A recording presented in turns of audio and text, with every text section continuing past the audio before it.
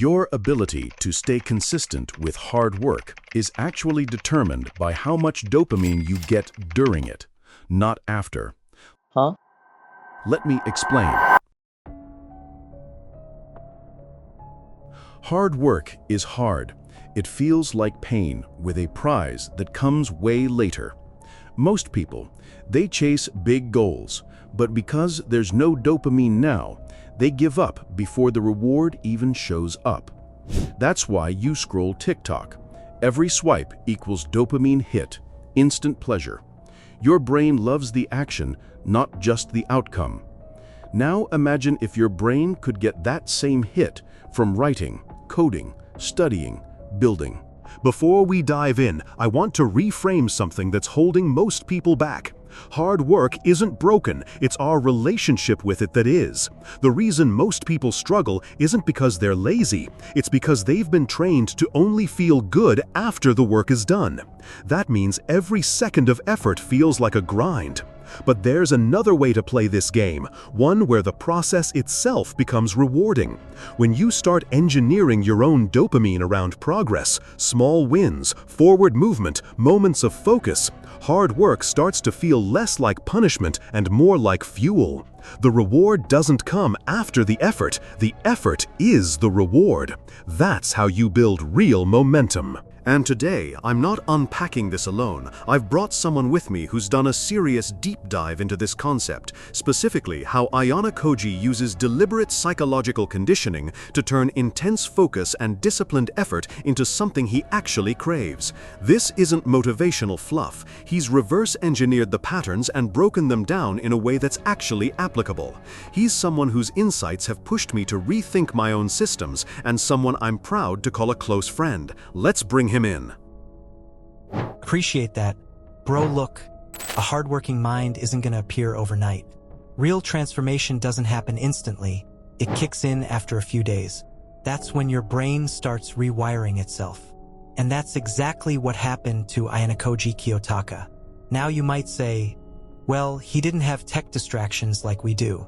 And that's the point, isn't it? What I've noticed is most people live in constant fear of missing out. But let me tell you, there's nothing worth missing on social media, games, or any of that noise. You could disappear for a few days and come back to find everything exactly where you left it. I'm not telling you to throw away your phone forever. I'm saying step away from it long enough to let your mind breathe, to actually learn. You've got to experience it yourself, because no study or article will ever explain the benefits like real results can. Make sure to examine each bad habit carefully to be able to make big changes. For example, you open your phone first thing in the morning, dopamine. You skip your workout because you're tired, dopamine. You procrastinate your goals for another day, more dopamine. Your brain is rewarding you for staying weak. You've taught it that avoiding pain is the ultimate goal. But the truth is, pain is the entry fee to greatness. It's not the enemy. It's the signal that you're on the right path. You want to be like Ayanokoji? Then stop waiting to feel like it. Get up early even when you barely slept. Show up to the gym even when you're sore.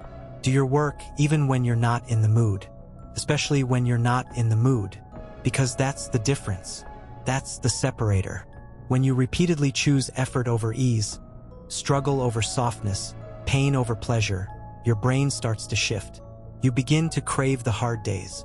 You start enjoying the grind. That's when your mind becomes a weapon.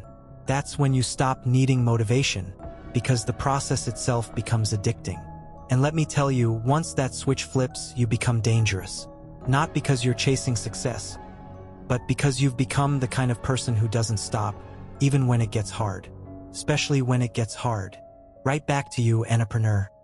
Thanks for that breakdown. That's the kind of insight most people overlook. If you really listened, you now understand how hard work can become something you're drawn to, not just something you force. It's a shift, and it changes everything. If that spoke to you, make sure to check out Semper's channel. The link is in the description below. He goes way deeper into this type of thinking, especially how characters like Ayanokoji actually build their mindset from the ground up. You'll get real frameworks you can actually use. So hit subscribe here and definitely sub to Semper too. You don't want to miss what's coming next.